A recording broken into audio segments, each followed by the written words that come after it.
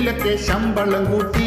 Really? 600-ലേറെ രൂപ വേതനം കിട്ടും ഡെയിലി? കേട്ടില്ലേ, ജയിലിലൊക്കെ ശമ്പളം കൂട്ടി. 600-ലേറെ രൂപ വേതനം കിട്ടും. വാടാ ഓടി വാടാ, നമുക്ക് ഈ ജോലി വേണ്ട, നമുക്കും ചെയ്തു നോക്കാം കുറ്റകൃത്യങ്ങൾ.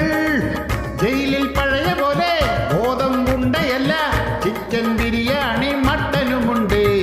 കേട്ടില്ലേ, ജയിലിലൊക്കെ ശമ്പളം കൂട്ടി. 600